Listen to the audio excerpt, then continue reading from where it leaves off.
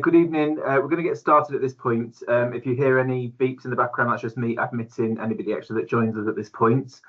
This is our parent information evening for Year 10 parents, and that is going to be held this evening with myself, Mr. Rayworth. I'll introduce myself properly in a moment. We are going to be talking through some key information that's linked to some of our whole school areas, but we're also going to be talking about some specific elements that link to Year 10 in particular. Obviously, as they've just transitioned into Key Stage 4, there's some differences from Key Stage 3 that you need to be aware of as parts of our school community. In terms of this evening, some of the things that we're going to be talking through are going to be looking at areas such as our curriculum information, as well as key areas like home learning and assessment, things like our learning habits and what we expect of our students in the classroom, enrichment offers, digital safety, communication with school and communication home to parents, as well as looking at areas such as uniform and attendance and key dates for Year 10 students. Obviously, there is quite a lot that needs to be fit into Year 10. There's a few key drives that we have this year for our students. So just to make you aware of what those dates are, and I'll review that at the end just before we sign off for this evening. In terms of the year team does look slightly different this year. For Year 10 students, their head of year is still Miss Dodds. So you'll be very familiar with Miss Dodds. Students have had Miss Dodds as a head of year since Year 7. She will continue all the way through their school journey through to the end of Year 11. Miss Dodds is supported in the pastoral team by Mr. Rochford as the learning mentor for Year 10. So he does a lot of work with our students just to make sure that they're focused and engaged in the classroom. He does some one-to-one tuition with students. Alongside that, he will sometimes do some ad hoc interventions just to see if students need any additional support. In terms of the wider Year 10 team this year, we've got Mr. Dawson is our deputy head teacher at Chorlton High School. He will oversee Year 9 and Year 10. So he's going to be working closely with Year 10 this year to transition them into Key Stage 4. He also does a lot of work with regards to things like attendance and exams, etc. So he will be able to support us as we get students ready for their GCSEs and BTEC and vocational qualifications in the next 2 years. This year, myself, Mr. Rayworth, I will be working alongside the Year 10 team as the assistant head teacher over Year 10. So I did this role last year with our current Year 11s. So I worked with them when they were in Year 10. So this is my second opportunity to work through with Year 10. So I know the Year 10 year and what it should look like as a whole. It means that I can support students at some of the key points that we'll be talking through this evening. And I will support Miss Dodds, Mr. Rochford, but also our head of upper school. So the head of lower school, Miss Wilson, you'll be familiar with. This year, we've transitioned into Key Stage 4, so that means that we're working now with Miss Sarwar. Miss Sarwar, as head of upper school, she works with years 10 and 11. She's been doing this job for a number of years, so she's very skilled in what the Key Stage 4 journey should look like for our students. So she will stay with them in Year 10 and Year 11, alongside Miss Dodds and Mr. Rochford. My role essentially is to help make sure that everything's working as smoothly as possible for the year team. So I will be trying my hardest to make sure that transition, like I said, from Year 9 into Year 10 goes as smoothly as possible. And then I'll support the year team throughout the course of this year to get them through all of the different points that they have along the academic school year. As you can see on the slide there, this presentation is recorded. So if you do want to at any point go back and catch up on some of the information, if I go through that a little bit too quickly, it will go onto our website in the next few days. So there'll be an opportunity for you to go and revisit that. And as you'll see later on from the key dates, there'll be opportunities to come and meet the team at a couple of points in this half term in particular. If you've got anything that you specifically want to come and discuss with us, we get a couple of opportunities to do that. As we start a new school year, the first thing that we want to celebrate is the outgoing students, our leavers from last year, our now Year 12 students on their results. You may have seen on our school website, you may have seen through our social media platforms that actually we've just had the most amazing set of GCSE results last year for our students. Students achieving their GCSEs did incredibly well. We're really, really pleased with their outcomes. We're really pleased with how they have achieved in the last 12 months in particular. And when they've got those results on results day, they did incredibly well. So as you can see there, it says that we've achieved a record-breaking set of results for our school. Importantly, and this is the bit that we really want to celebrate, we've achieved the most number of high grades, more than any other school in Manchester. So actually, not just students being successful and passing their qualifications and going on to college, but actually we're able to really push and challenge students at the top end. So students getting grade sevens, grade eights, grade nines, we've done incredibly well to try and make sure that our students have been as successful as possible in achieving those top grades. So actually, we're in a great position at the minute to be celebrating that success, but also now keep working through the current year 11, the new year 10, your students, to try and make sure that they're in the best possible position for when they do their GCSEs in a couple of years' time. So again, really proud of our outgoing year 11s, and it's given us a real good boost to continue being as hardworking as ever to try and make sure that all our students continue to be successful in the years to come. When it comes to year 10, our year 10 curriculum, if you ever want to go and have a look in more detail at what subjects offer our students, what assessment takes place within specific students, you can find that on our curriculum pages. So on our school website, which was changed in the last 12 months, if you go to the parent section and scroll down to year 10, there is a year 10 hub, which has got lots of very specific information linked to the year team. Within that, you'll see the year 10 curriculum. So you'll see curriculum maps, which are for all subjects that students are taking. So if that's something that's new to them, maybe like media or photography, business, for example, you'll be able to find out what those courses are about, what the assessment structure is for those courses, alongside their core subjects, English, maths and science. The year 10 hub will be updated throughout the year as things are moving through. So when we start to look at things like work experience, we'll drop in information there for students and parents so that you can have that information to hand. What we also will have then as well, and I'll talk about this again when it comes to communication, is a section which will give you up-to-date information as we go through each individual school week, and that'll be on our bulletin page. But if there's anything more specific you want to find out, you can go into the Year 10 Hub by clicking into the Year 10 section of the Parents tab within our Chorlton High School website. When it comes to form time this year, students have got a specific form time curriculum that we would like them to follow.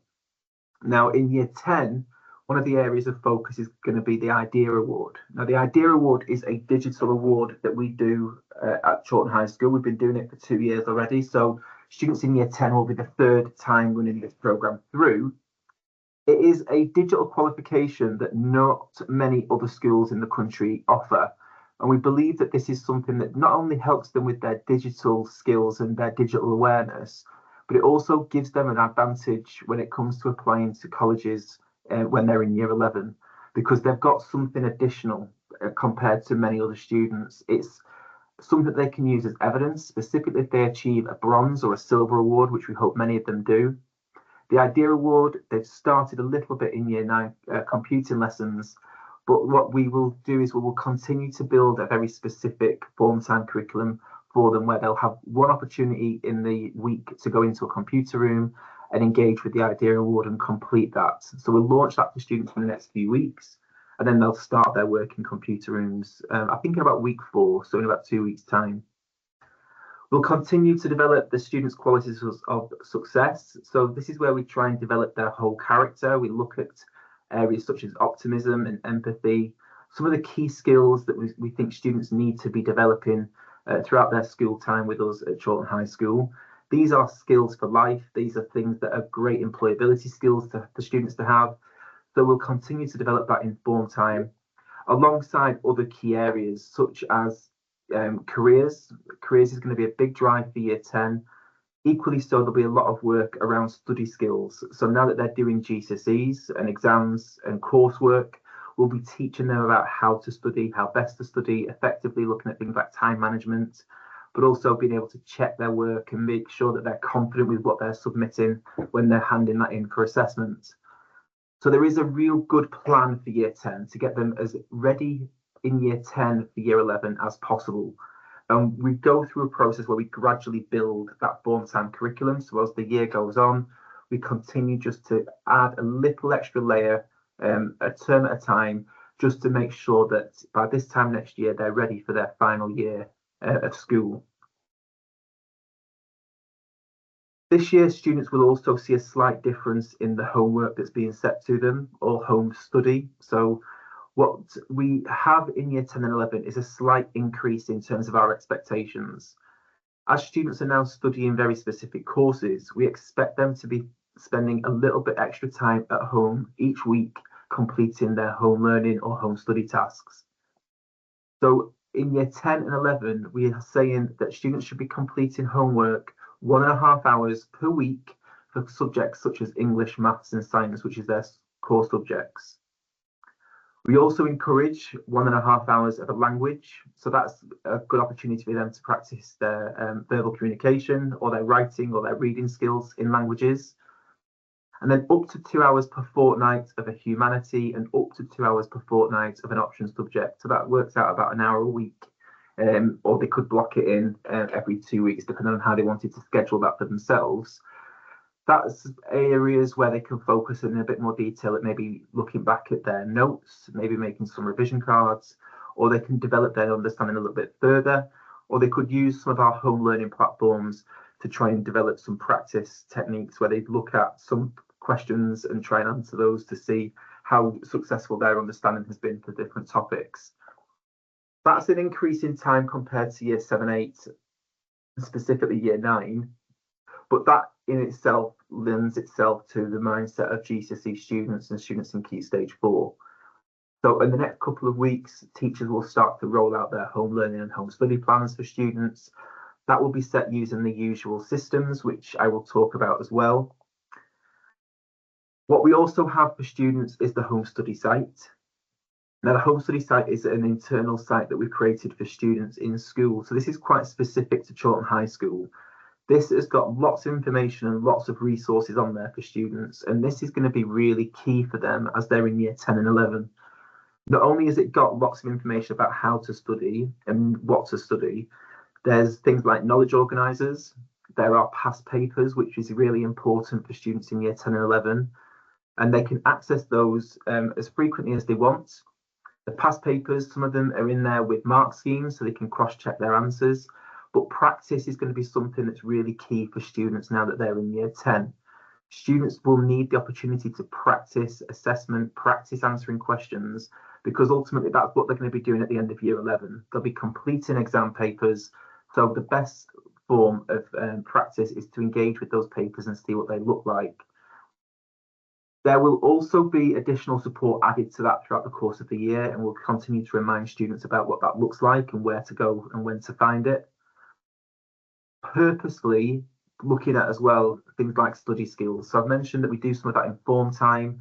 We'll talk about that when it comes to assessment windows, but having that opportunity to go on and look at what does purposeful study look like. Studying isn't necessarily just going back and reading through your notes. Doing something with those notes is going to help make sure that you're being as successful as possible. As previously, students are going to continue to use different learning platforms. So Sparks Maths will start, I believe, what day will that Tuesday, Wednesday. So tomorrow, our students will get their first assignment in Sparks. Their logons haven't changed from last year, so they can log on the same way as they have done previously. English and science will continue to use Educate, as well as computer science. So if students do computer science as one of their GCSEs, they can use Educate for that as well. And Educate has developed some of its questions and study techniques on there, as well as Study Wizard, which is a little icon at the top of the page that students can click on if they want to use that for completed independent study. For languages, Quizlet will be something that is used by the languages team. Equally so, I'm always going to advocate for other apps as well, like Duolingo, if students want to do some of that work independently alongside Quizlet and their lessons for French and Spanish. But Microsoft Teams will continue to be the main source that students should be using for their homework. Assignments will be set there by their teachers, And for some subjects as well, when they're completing coursework or NEAs, Microsoft Teams will also be something that they can use and access in school as well as at home. So if students are completing coursework for a BTEC, or if they're completing coursework for one of their GCSE subjects like design technology, for example, they can use Microsoft Teams and their assignments to complete some extra work on their coursework at home. And obviously we can support them in lessons with specific guidance on what to do at that point. Additionally, in Key Stage 4, there is some additional sources that students can use as well, which is GCSE Pod and Seneca will have a little bit more presence for them this year. We've used GCSE Pod for a number of years. We will be using that for the first part of this year, more specifically, I would say with Year 11. So Year 10 will have access to it if they want to use it. But we're recommending now that students start to use and engage more with Seneca. Seneca is great in the sense that it learns as the students are learning themselves. So if students are answering questions on Seneca and they're making some mistakes, which is only human, sometimes we make mistakes, we get sometimes things wrong, then actually Seneca will go back and rephrase similar questions or pose different questions on the same topic to try and help strengthen their understanding of the different topics that they're studying. So Seneca will be something they can engage with really well, I believe, in Year 10. And as I've mentioned, some of these platforms, things like Sparks, Educate, Seneca, they all have what we call single sign-on, which means that students can use their Prospera email just to sign in. So if they click on the sign in with Microsoft button on those websites, they'll be able to go straight through and they won't necessarily need to remember a password. And we'll remind students of this in the next couple of weeks as well, in classrooms as well as in assemblies and form time. So they're reminded to go and actually engage and log on to these platforms and use them.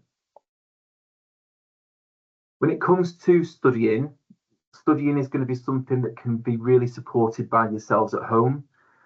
What we encourage as best as possible is that maybe sitting down with your child and actually discussing what does their homework plan looks like, how are they allocating time to doing homework in their week. What we're really mindful of as well is their well-being. So making sure that as much as we want them to study and be having an increased time at home where they're doing revision and preparing maybe homework tasks that need to be completed in school, we do want them to recognise that when they're putting that plan together, they should also be building in blocks of time, which is their own time, their downtime. So having a balanced schedule across the week supported by yourselves would be really useful. Making sure that students have somewhere specific to go and complete their study as well. So if they're used to studying in their bedroom, is that a nice environment for them to study in? Have they got a desk that they can sit at? And as much as you can have that battle, making sure that whilst they're at home, if they are having an hour where they're studying and completing homework, they try and put the phones to one side, maybe keeping it outside the room, putting it on mute and hiding it out of the way somewhere so it doesn't become a distraction will be something that's quite useful at that point. Something else that's quite useful for students sometimes as well is actually just to go back and look through the notes that they've made in their books. So when they bring their books home, rather than just putting them onto the side or putting them into the bag for the next day, just taking a little bit of time to read back through some of the notes that they've made in class helps to strengthen their understanding of what they've learnt in those lessons. So there's lots of different techniques and strategies for students. We'll talk through some of them, but there's a few different ideas that we would share with parents at this point, especially at the start of the year, and a lot of the content is quite new to students as well. Later in the year, students will have assessments. Now, assessments we've been referring to as progress tests for year 7, 8 and 9. And in year 10, we want them to see a slight increase in what their assessment is, because assessments will look a little bit different. As they go into year 10, in the spring term, they will start to see some more GCSE style questions, more so than they've seen previously in year 9. Later in the year, when it comes to their summer exams, they will actually have proper exam papers, almost like a mock exam in front of them to complete, so that we can get a bit of a benchmark and a bit of an understanding before we start year 11 as to how successful they've been. When it comes to these tests in year 10, like I said, we're not going to necessarily refer to them as progress tests. because, you know, whilst we are looking at their progress, we want them to be as prepared as possible for year 11. So we'll be referring to them as year 10 spring exams or their year 10 mock exams in the summer. These will be completed in the 2 assessment windows alongside all the other year groups, so years 7, 8 and 9. Equally so, we will give them those exams over a 2-week period. So those 2-week windows will be in January and then again in June. English, Maths and Science will be assessment dates that are fixed, but other subjects we will give them a timetable for depending on the timetable that they have their options in. For example, if they have their business lesson on a Wednesday morning, it's likely that their business exams will take place during those lessons. And in the summer, their exam will probably take place during that time, but in the sports hall. With any assessment that we do in school, we will try and give as much detailed feedback as we can to students, because that's what's going to help them make progress. So when it comes to progress tests or exams for Key Stage 4, students will get a mark or a score back from their teachers. It could be even a grade back from their teachers, with feedback on how to develop and support their understanding a little bit further. When it comes to these assessments as well, obviously we will send some information home to yourselves. And in the spring parent information evening, I'll explain in a little bit more detail what that grading system looks like. So for some of our parents that we're still familiar with the old A star, A, B, C grading system. If students are talking in numbers, that's absolutely normal. Our new grading system for GCSEs is 1 to 9, with 9 being the top grade and 7 being a strong passing qualification, something that equivalent to an A. Passing grades will be a 4 and a 5. So we will talk about that a little bit more later in the year as we go into those assessment windows. When it comes to assessments, another thing that we really want students to focus on is just making sure that they're putting in as much effort as possible. So if they're trying and they're trying their best, we can be really responsive and encouraging of that. And actually, students that are putting in effort are halfway there. Half the battle with exams and assessments in school is having the effort to make sure they're trying to answer as many questions as possible or trying to be as detailed as possible. So we will talk to students a lot about effort and what effort looks like. And in a few weeks' time, as students are settling into their new GCSE subjects, we will publish to yourselves an effort capture, which is just a bit of a starting point. You know, how have they settled in? What sort of effort are we seeing in the classroom? What sort of effort are we seeing with home learning? And that will then hopefully inform a lot of our conversations as we have Year 10 Parents' Evening in a few weeks' time as well. When it comes to setting, I know that this is something that parents sometimes are quite conscious of or quite keen to know a lot about. My message around setting is going to be that we are, in all subjects, working with mixed ability classes. We've run our best set of results last year with mixed ability classes. Students get great results in mixed ability classes. Now, there are times when in some subjects we might group students, so in English, Maths and Science, into different group numbers, so groups 1 to 5. Now, typically in English, group 1 to 5 would be our top band. Those are the students that we would see as being slightly more able, who are the ones that we are just trying to push that little bit further to secure top end. Maybe groups 6 to 9 are our mid band. They're the ones that have got the potential to get top grades. We just need to look at how we do some interventions with them slightly differently.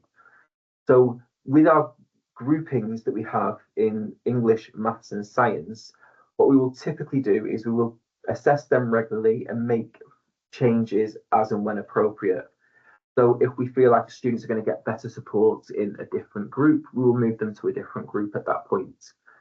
But in foundation subjects, so their GCSE options, things like GCSEs and BTECs, they are definitely going to be in mixed ability classes, and those classes really don't change because their timetable sits slightly different to English, Maths and Science, because English, Maths and Science typically is all on at the same time. In science, at the moment, I know a lot of our students in Year 10 are quite keen to know if they're doing combined science or triple science. remembering that triple science is 3 separate GCSEs. So we'll have a GCSE in physics, biology, and chemistry. In combined science, 2 GCSEs for science. So if they achieved a 6, for example, in science in the combined course, on their GCSE certificate, it would be 6-6. Whereas you'd get an individual grade if they were doing triple science. At the minute, we've started looking at the groupings for triple and combined science. And we've started to look at who we think might be potentially somebody that sits a higher paper in year 11 and someone who sits in a foundation paper. But again, at this point, those classes groupings are subject to change as students settle into the year and we start to understand what they know and where they're best placed. So we will do everything that is best by the students. In addition to that, one of the things that we're going to continue to drive, although we don't have an explicit reading morning with students, is that they continue to do wider reading. That wider reading can be wider reading around the subject. It can be wider reading around the literature text as well. But reading is something that helps develop fluency. It helps to develop their understanding of key terminology, of subject vocabulary that's going to help them in their exams and assessments. When it comes to reading as well, what we would like students to be doing is really using the opportunities that they have in lessons where they can write keywords in their glossaries and using those as an opportunity to go and develop their understanding of specific subject terminology. So we recommend at least 20 minutes reading every day. Now, if I teach business, so one of my recommendations to students would be to go and look at a business news article for the day so that they can have an understanding as to something that's happening in the world of business. Or it could be that there is a blog that links to design technology or to media that students could go and have a look at. Something like that is helping them to develop their understanding of key texts that link to subjects, but equally so, sometimes have that joy of reading and they enjoy reading books, novels, biographies. So again, encouraging that is going to help to develop that fluency around different subjects and their understanding of text. Whilst in the classroom, we focus on our learning environment a lot with our students. Tomorrow's assembly in particular, we'll be focusing on the launch of our Scholar Drive for Autumn 1. But what we say to students is that our learning environment needs to be calm and focused in this first instance.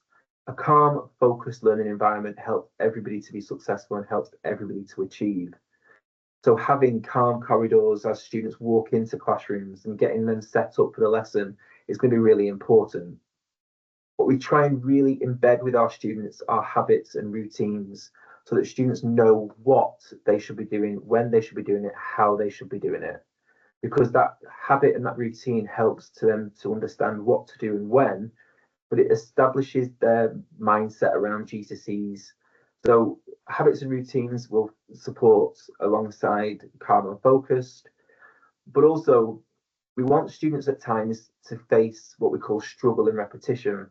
And that doesn't necessarily mean that we want students to struggle, but what we want students to do is to understand that sometimes, when they're doing a past paper or when they're doing an assessment, if they struggle with it and they find that a little bit difficult or complex, that's fine because that informs how we go away and we do our study tasks and what we need to go and learn a bit more about. So when we talk about struggle and repetition, what we mean is go and practice, go and have a go at doing a past paper. If you find it difficult, repeat your study task or repeat your study habit. Equally so, as teachers, what we will sometimes do is we'll repeat the content in lessons because that just gives them an opportunity to then go and learn again and try again and hopefully be more successful the next time round. But all of this is driving our scholar routines. So when we speak to students, one of our key focuses this half term is going to be about being organised. So no different to last year or the year before, organise and attention are really about setting up their school year in the best possible way. As students start a school year, we know that their books are going to look beautiful because they're putting in maximum effort into them. Just having a really nice, clear, organised exercise book that's well presented is going to help them when it comes to studying because they can go back and use their contents page to understand what topics they need to know or go and revise and where to find it.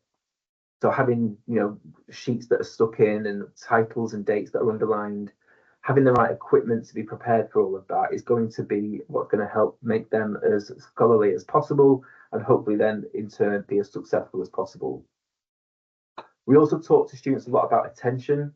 So having attention in the classroom, paying attention to what teachers are saying, paying attention to the teacher and tracking the teacher if the teacher's going around the room, speaking to different students or different students are asking and answering questions. We want them to be listening and paying attention to that, but also listening to the answers of other students in the room, because sometimes that can offer a different insight or a different perspective. So we, alongside that, expect them and would ask them to be respectful of one another in the classroom as well. So these are going to be some of our key focuses in autumn one, and we'll continue to build on our scholar habits throughout the course of year 10. Sitting alongside all of that, obviously, is going to be our drive around being a no phone school. So one of the things that we do say to students is our mantra, away. So we expect phones, headphones, AirPods, any smart devices and gadgets that they're using to be away and in their bags as they're entering the school gates in the morning. We tell them that we want their bags, them to be off and away in their bags for the course of the school day. And actually, they shouldn't really at that point have any opportunity to use their phone or need to use their phone until they leave school at the end of the day. Since we put our away drive in partway through last year and put some sanctions linked to mobile phones in place, we've seen a big culture shift in a lot of our students, so that during the school day they aren't looking at their phones, they aren't sat in the dining room looking at their phone compared to having a conversation with their friends. In lessons, many of them are more focused, so it has good positive wins. Equally so, there's lots of evidence out there that talks about how actually restricting access to the internet and social media reduces instances of things like cyberbullying or areas where students might feel slightly worried or anxious. So by limiting smartphone use in schools, we're trying to create a safer environment that's actually having much bigger benefits to our students, alongside them being able to hopefully study more in the classroom. So when we talk to students this week, again, we'll continue to remind them about having their phones away. If their phone is seen, members of staff will ask for that phone to be handed over. Those will go into an envelope in a secure office, and they will be returned to students at the end of the school day. If there are multiple instances where students have their mobile phone out, we would at that point we would then ask parents to come in and collect their mobile phones on their students or their child's behalf.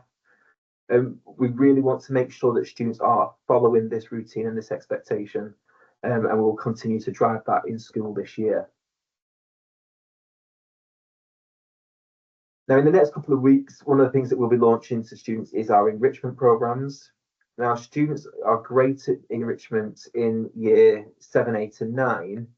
And one thing that we've tried to drive a little bit more in year 10 is having something a bit more specific for year 10 as an offer. So whilst there'll be a lot of clubs and activities that if students want to engage in, they can go and join, there will be some specific clubs and activities that are specifically for year 10 students. So in week 4 of this half term, not week 3, we'll launch it in week 3 to yourselves, and then students can start in week 4. There'll be things like coding clubs, for example, where students can go and look at specific coding activities that link to computer science as a curriculum. So there'll be lots of different clubs and activities aimed specifically at our year 10 students this year. As they're going through their GCSEs, it makes sense that they have a slightly different offer, but then our wider enrichment offer is also available to them as well if they want to use that. All clubs and activities can be booked through Arbor, as you're probably used to at this point.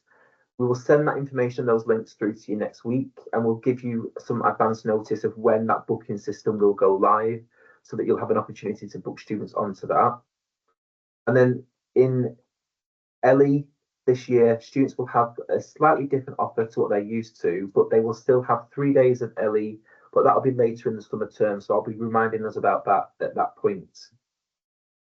And during the course of this year, as well as part of their enrichment offer, there will at times be some social action plays that are part of the company Odd Arts will come in and deliver to students in the Blue Box. This is sometimes a good way, in a bit more of a relaxed setting, to talk to students about areas such as radicalisation, the dangers of social media, knife crime, Students are at times really responsive to this, and students are also taught a lot about this in their respect curriculum. Their respect curriculum, they'll have life skill, they'll have respect or PE on either a Monday or a Wednesday for an hour, and they will learn some of these wider topics that help develop their enrichment beyond their kind of academic curriculum. So those are things to be mindful of in terms of enrichment this year, alongside aspects such as our community pledge. So our community pledge is all about students understanding the importance of areas such as charity, raising money and funds for different charities and organisations. We'll be talking to students about that next week. But it gives students an opportunity to think about being welcoming, inclusive, supporting diversity, and building different partnerships with different organisations and seeing how empathy can play a big role in their personal character and personal development as well. I've alluded a little bit to digital safety when I've talked about mobile phones, but again, digital safety continues to be something that we see quite heavily in the media. It's something that I think as adults we're quite aware of. Digital safety is something that is really important. So we encourage students as much as possible to make sure that they're keeping their devices as safe as possible. So having secure passwords, having secure accounts, making sure that these are locked down is going to be really important. Making sure that their usernames and passwords are private and they are using the correct type of password. So uppercase, lowercase combinations using special characteristics and numbers, and trying to avoid common passwords that can be easily guessed. So as much as possible, when we give students a username and a log on for their new account, we try and encourage them to reset that to something that they will remember. A good rule of thumb with this is to try and think of two really obscure words that don't necessarily sit together. So giraffe ladder could be, and I'm not suggesting you use this one, but try and think of just two random words that could be something that's memorable. That is just something that's a little bit different that then creates a unique password. Social media continues to be not only a bugbear in school, but I'm sure it's a bugbear for you yourselves at home as well. With social media, really trying to put as many restrictions in place as possible as parents is going to be our best advice. Things like TikTok, Instagram, and Snapchat, having open dialogue with students and having open dialogues at home about what is acceptable use around timing. Making sure that social media isn't used directly before bedtime is things that can be done to encourage better digital awareness for students. Again, we try and drive this in school and have this messaging with students as much as we can do. Having that also wider conversation at home is going to be something that we would encourage to try and make sure that students are becoming good regulators of their own time when it comes to social media. A reminder also about things like location services. Now, apps like Snapchat use location services, whereby if these aren't turned off, it means that students can understand where each other are at any given time. And if they're linked on an open account, this could mean that their accounts can be found by people who aren't necessarily friends. Having that on their phone is something that I would personally consider to be quite dangerous. Again, it's advice that we give to students to make sure that location settings are turned off. If you as a parent want to locate where your child is at any point, using a Find My Friends app on things like iPhone would be something that could be great to use, but making sure that, again, if it's unnecessary use of location settings, that it is turned off. Apps like TikTok are growing annually, year on year. The usage of TikTok continues to increase. I know I have my personal opinions about TikTok and they're not favourable, but there are things that can be mitigated against. So the use of screen time can be set for young people, for people who are under 12. TikTok use shouldn't be exceeding 30 minutes. And those are sort of parental controls that you could choose to put in place if you wanted to. What's important to remember here when it comes to social media is that they use algorithms that are trying to push content on young people. And that can be accounts to follow. It could be specific types of video with specific types of content. Again, having an open dialogue and trying to create a safe space where students can come to you, and we try and do the same in school where they can come to us if they are feeling upset about something that they've seen online, is going to be our best piece of advice at that point. If at any point there's a concern, it's again really important that we are mindful that there is a reporting feature within social media. Social media can be reported if there is inappropriate commentary on a post, if there is inappropriate content on a video or a picture. Using that openness to feel it's acceptable to comment, not to comment, sorry, I apologise, to report if they're seeing something inappropriate is going to be really key. Pardon me. If there is anything further that you want in terms of digital safety awareness messaging, there is a really good website called National Online Safety website. I use this quite a lot as well when I'm planning for some of our assemblies. The National Online Safety website has lots of different resources. There's a specific parenting hub on there as well, so that it's got posters and information that are specifically aimed at parents. So you can see the example there, what parents need to know about TikTok. And it gives you some key bits of information that you can use or choose not to use if you think that's appropriate. One other thing as well when it comes to things like screen time that I've mentioned is that this can also be applied to some of your TV subscriptions. You may choose to do this already, but Sky and other mobile phone companies will let you put restrictions onto accounts to help prevent inappropriate access to material. So you can put age restrictions in place. You can even put time restrictions in place. So if it's something that is a concern for you, it might be worth having a look at your provider and just seeing if that is something that you want to enable. That means that the internet gets turned off at a specific time, or specific sites can't be accessed because they're age restricted. Those are things that you can do for TV as well as phone contracts that you have. When it comes to communication is something that's really important. We try and keep as much communication going between home and school as possible. We try and make sure that that's restricted, so you're not feeling overwhelmed by communication that's coming from school as well. When it comes to our communication charter, there's a few key areas that we just want to remind parents about at this point.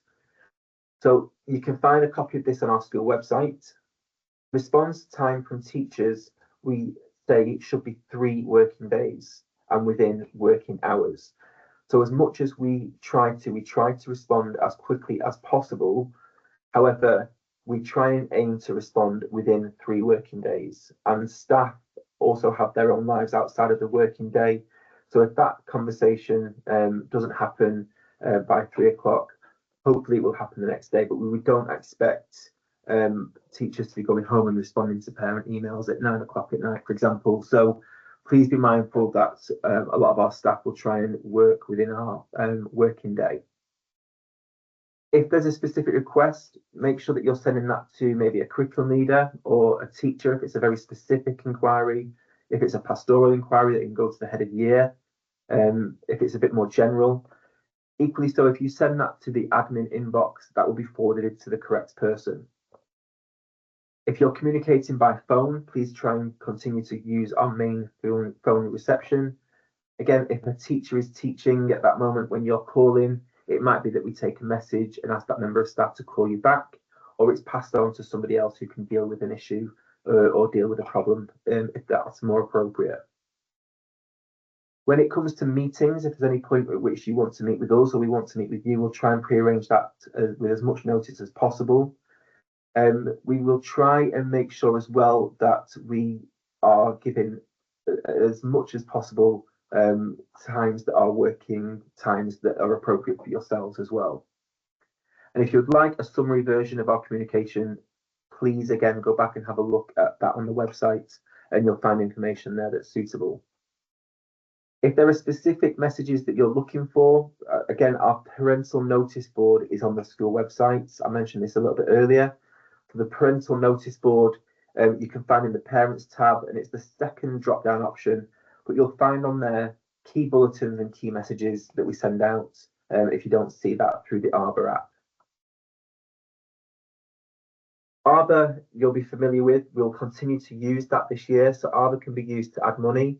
It can be used for making payments so that students can get their school dinners. It might be payments for trips and visits.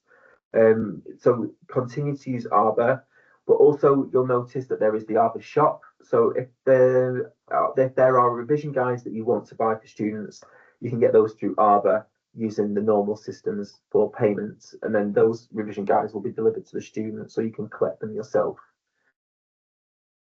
We offer a free school breakfast system in school, so we don't necessarily need to have money on our accounts for free breakfast, or if students are entitled to free school meals.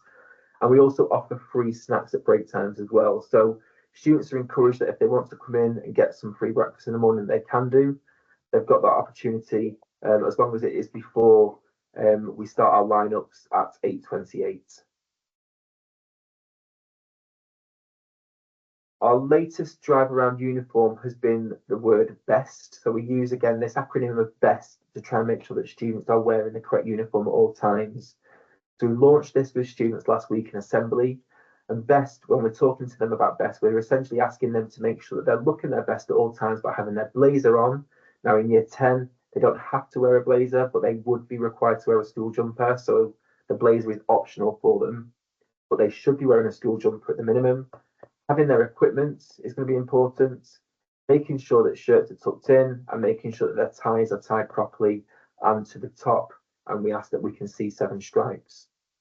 Students that are struggling, if they're still struggling with stationery, again, we can sort that out and can help students with that. But again, our expectations are that they should have black pens, they should have a calculator, ruler, and a highlighter, ideally in a clear pencil case.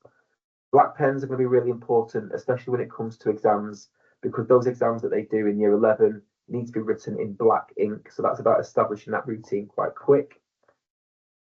And then we've got also here, before I go on to our key dates and sign off for the evening, some important safety messages when it comes to walking to and from school. So it's the time of year when at the minute it's a bit deceptive because it's still nice and light outside.